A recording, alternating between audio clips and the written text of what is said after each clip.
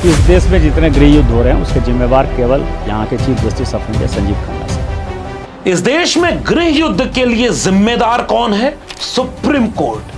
कल्पना करिए, यह बयान भारतीय जनता पार्टी के चुने हुए सांसद का है और खुलेआम इस वक्त सुप्रीम कोर्ट के ऊपर हमला बोला जा रहा है। ऐसे वक्त में सबसे पहले मुझे अपने देश के प्रधानमंत्री की ये टिप्पणी, ये बयान याद आ रहा है। गौर से इस पूरे बयान को सुनिए, फिर आगे विस्तार से बताते हैं कि देश में क्या हो रहा है। देश के सभी नागरिकों का भारत की सुप्रीम कोर्ट के प्रति सम्मान बहुत आवश्यक होता है। जब मामला सुप्रीम कोर्ट में चल रहा हो, सब पक्ष अपनी बात रख रहे हो, सुप्रीम कोर्ट लगातार समय निकाल करके बातों को सुन रही हो, तो मैं हैरान हूं ये बयान बहादुर कहां से टपक गए।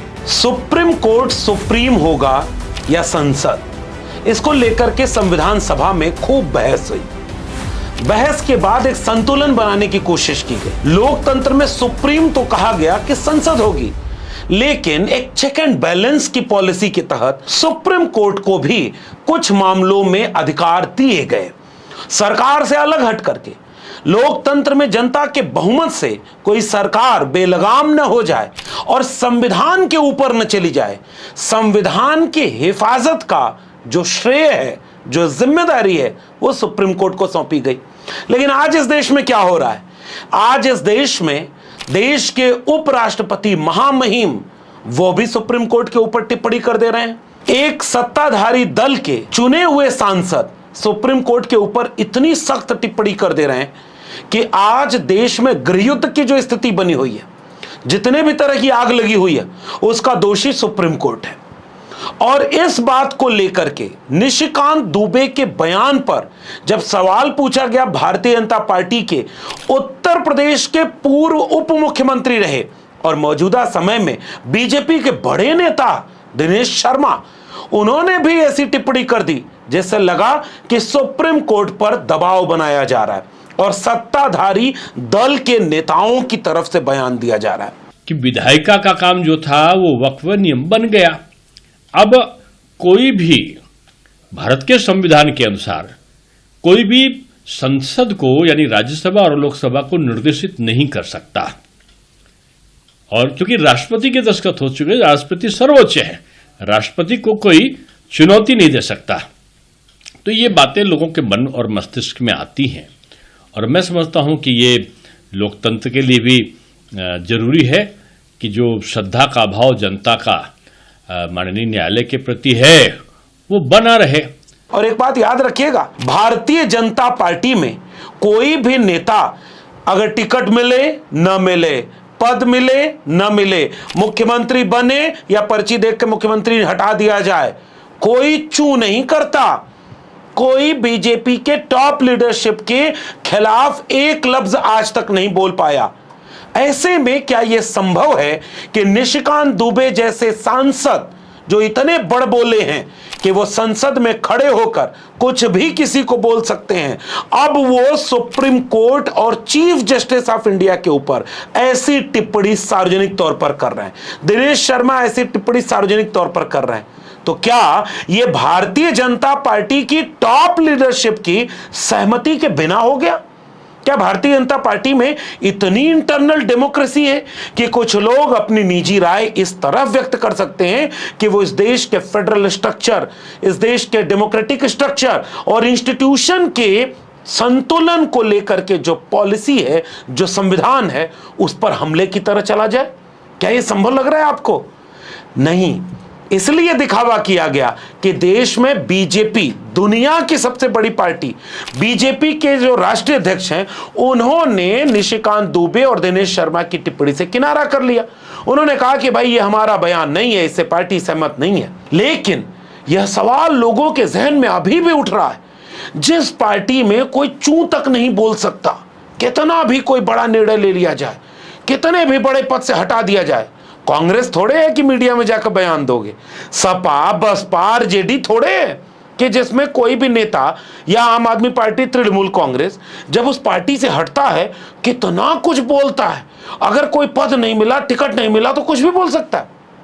और वहां पर इंटरनल डेमोक्रेसी की बात उस पार्टी में जिसमें कोई निजी राय रख रहा है, वो भी सुप्रीम कोर्ट के ऊपर। ये पार्टी के टॉप लीडरशिप की सहमति के बिना क्या संभव है? नीचे कमेंट बॉक्स में जरूर बताइएगा।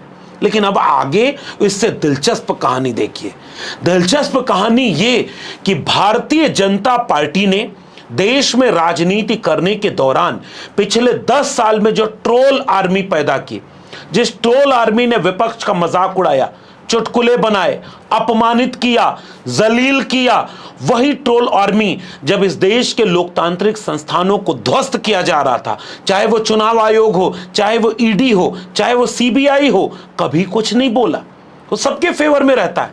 लेकिन सुप्रीम कोर्ट जो कल तक 370, राम मंदिर, ईडब्ल्यूएस रिजर्वेशन, नोटबंदी, जाने कितने ऐसे मामले थे जिसमें ऐसा लगा कि सरकार के कुछ हद तक पक्ष में सुप्रीम कोर्ट का रुझान दिख रहा है। तो सुप्रीम कोर्ट बहुत अच्छा था जी। सुप्रीम कोर्ट कितना अच्छा है। और इतिहास के पन्ने में एक बार और ले चलूं, फिर मैं दिखाऊंगा कि ट्रोल आर्मी ने बीजेपी को क्या सबक सिखाया है। शाहबानो केस आपको याद है? शाहबानो केस, मोहम्मद अहमद खान वर्सेस शाहबानो बेगम 1885। मध्य प्रदेश के इंदौर की 62 वर्षीय मुस्लिम महिला का विवाह 1932 में मोहम्मद अहमद खान से हुआ था। 78 में उसके पति ने तलाक दे दिया और भरण पोषण देने से इनकार कर दिया।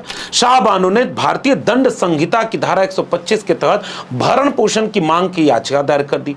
23 अप्रैल 1885 को भारत के सुप्रीम कोर्ट ने मुख्य न्यायाधीश YV चंद्रचूड़ की अध्यक्षता में यह निर्णय दिया कि CRPC की धारा 125 सभी नागरिकों पर समान रूप से लागू होती है, चाहे उनका धर्म कुछ भी हो, और भरण पोषण का अधिकार महिला को मिलना चाहिए। इसके बाद मुस्लिम समुदाय में असंतोष पैदा हो गया। राजीव गांधी सरकार ने मुस्लिम महिलाओं के तलाक के अधिकार की रक्षा के लिए 1986 में मुस्लिम महिला तलाक पर अधिकारों का संरक्षण अधिनियम पारित किया। माना यह जाता है कि राजीव गांधी सरकार ने भारी बहुमत होते हुए भी राजनीतिक दबाव में आकर 1986 में यह कानून पास कर दिया, मुस्लिम महिला protection of right on divorce act 1986। इद्दत की अवधि तक ही भरण पोषण मिलेगा। इद्दत के बाद उसके भरण पोषण की जिम्मेदारी उसके रिश्तेदारों या वक्फ बोर्ड की होगी। सुप्रीम कोर्ट के फैसले को इस कानून ने अप्रभावी बना दिया। भारतीय जनता पार्टी ने जाने कितनी बार इस बात को कोट करते हुए कहा कि देखो कांग्रेस पार्टी जो इमरजेंसी लगाने वाली पार्टी है, जिसने लोकतंत्र की नींव को कमजोर कर दिया, जिसने लोकतांत्रिक मूल्यों को खत्म कर दिया, उसी पार्टी ने सुप्रीम कोर्ट के कानून को संसद में कानून बना करके बदल दिया, देश में हाहाकार मचा दिया। भारतीय जनता पार्टी ने, वही भारतीय जनता पार्टी दिल्ली से लेकर के नागपुर तक अब भीतर भीतर सुगबुगाहट पैदा कर रही है कि अगर संसद के बनाए कानून पर, लोकसभा और राज्यसभा में पूर्ण बहुमत से पास करा देने पर, राष्ट्रपति के दस्तखत हो जाने पर अगर वो कानून बन गया तो सुप्रीम कोर्ट उसे कैसे रोक सकता है? सुप्रीम कोर्ट उस पर कैसे टिप्पणी कर सकता है? उन्हें बुरा लग रहा है और ट्रोल आर्मी सामने सोशल मीडिया पर तैर रही है। वो सुप्रीम कोर्ट का अपमान करते हुए उसे पाकिस्तानी मुस्लिम परस्त बता रही है। कोई कंटेम्प्ट ऑफ कोर्ट नहीं। निशिकांत दुबे ने बयान दिया, उस पे ऐसा लग रहा था कि वो भारत की सुप्रीम कोर्ट नहीं, पहले की सुप्रीम कोर्ट की बात कर रहा है। नड्डा ने उस बयान पर असहमति दर्ज कर दी। भाजपा की ट्रोल आर्मी का नमूना देखिए आप कि भारतीय जनता पार्टी ने इस देश में क्या माहौल बनाया। ट्विटर पर ट्रेंड चला नड्डा की मोटी बुद्धि और भाजपाइयों ने चलाया। अब देखिए, मेरे धर्मनिरपेक्ष ड्राइंग कौशल को 10 में से रेट के और नड्डा को मोटी बुद्धि के साथ क्या तस्वीर बना दी। अगली तस्वीर देखिए एक सोशल मीडिया ट्रोलर की, और वो जेपी नड्डा को कोस रहा है कि कैसे वो जिहादी मानसिकता का समर्थन कर रहा है। द जयपुर डायलॉग वो तो याद कर रहा है कि पहले नुपुर शर्मा, फिर नवीन जिंदल, फिर टी राजा, अब निशिकांत दुबे। एक और ट्रोलर ने कहा कि निशिकांत दुबे को बीजेपी का अध्यक्ष बनाया जाना चाहिए क्योंकि नड्डा की मोटी बुद्धि है। एक दूसरे ट्रोलर ने जेपी नड्डा के ट्वीट को रीट्वीट करते हुए कहा, जो बंदा सही बात करे उससे माफी मंगवा लो, पहले कंगना से करवाया अब दुबे से, सही जा रहे हो। एक और ट्विटर हैंडल ने यह लिखा कि नरेंद्र मोदी और अमित शाह इस जेपी नड्डा को ढो क्यों रहे हैं? शर्म तो जेपी नड्डा में बची नहीं। जनता निशिकांत दुबे के साथ खड़ी है और अध्यक्ष के नाते अपने नेता के साथ खड़े होना चाहिए।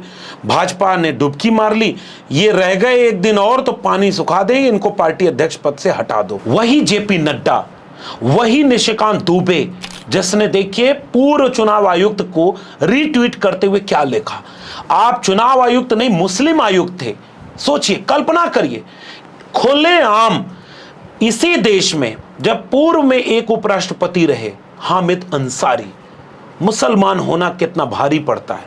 कोई भी टिप्पणी ऐसी कर दो तो सीधे उनकी कौम से जोड़ते हुए उनकी देशभक्ति और उनकी अपने पद की गरिमा से न्याय करने की निष्ठा पर किसी भी हद तक कोई भी हमला कर देता है। निशिकांत दुबे का जरा कमेंट पढ़ा जाए कि आप चुनाव आयुक्त नहीं मुस्लिम आयुक्त थे। झारखंड के संथाल परगना में बांग्लादेशी घुसपैठियों को वोटर सबसे ज्यादा आपके कार्यकाल में बनाया गया, और फिर वो पुरानी इतिहास को खंगाल रहे हैं कि मुसलमान विदेशी है, बाहरी है, भारत सनातनी है।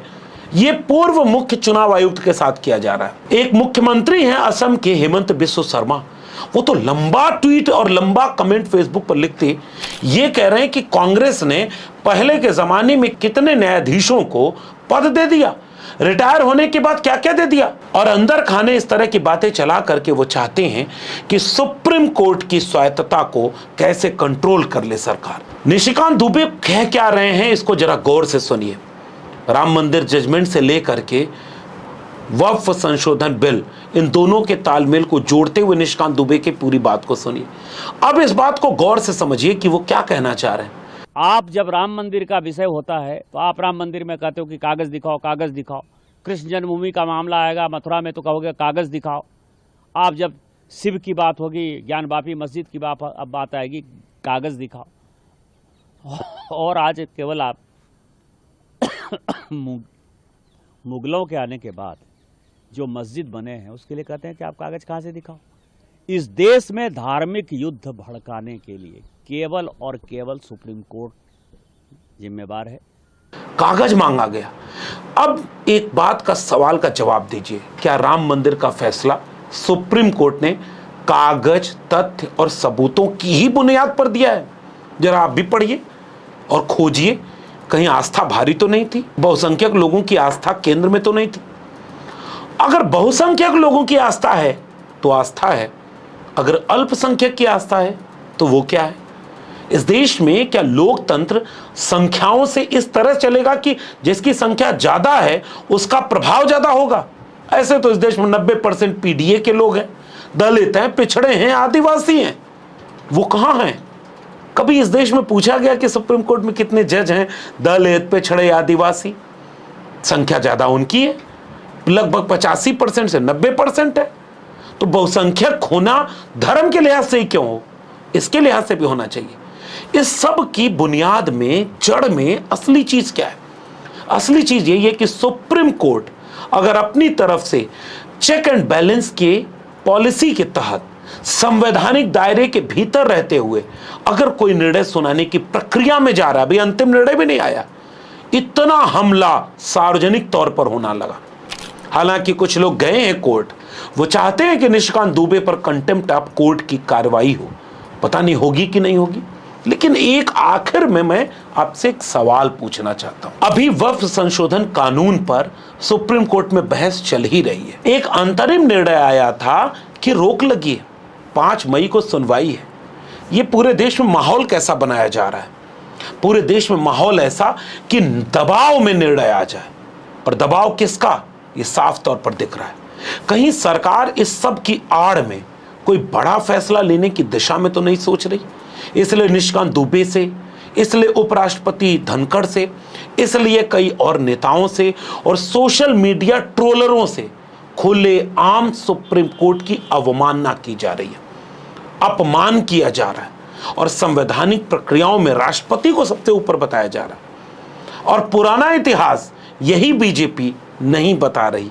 जब शाहबानो केस में वो ये कह रही थी कि संसद सुप्रीम कोर्ट से ऊपर कैसे हो गया, साहब आप कितना अन्याय कर दिए धर्म को बचाने के लिए, तुष्टीकरण के लिए।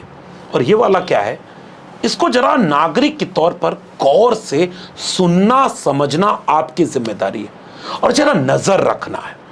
कॉलेजियम बुरा है, लेकिन कॉलेजियम की जगह पर उससे भी बुरा कुछ अगर आ गया जो तानाशाही के रवैये तक ले गया, कोई भी बिल संसद पास कर दे, कोई चेक एंड बैलेंस न रहे, तो कॉलेजियम हटा करके जो जज बनेंगे वो क्या होंगे?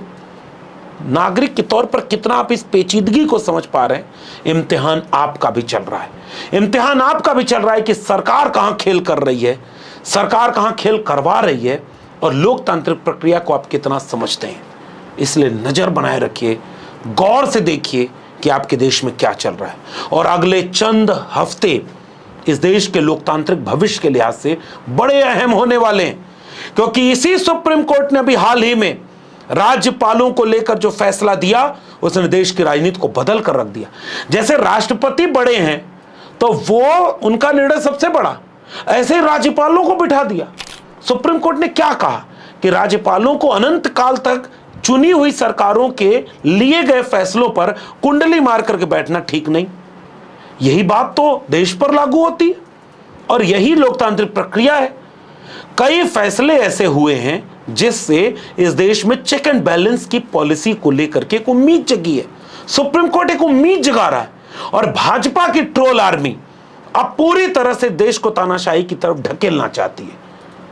इतना खेल अगर आपको समझ में आ रहा हो तब आप समझ पाएंगे असली लड़ाई किसी और जगह लड़ी जा रही है और जो देश के लोकतांत्रिक भविष्य के लिए निर्णायक होने वाली है। आपका इस पूरे प्रकरण पर क्या मानना है नीचे कमेंट बॉक्स में जरूर बताइएगा। हम नजर रखेंगे कि आगे क्या चल रहा है और आपसे साझा करेंगे।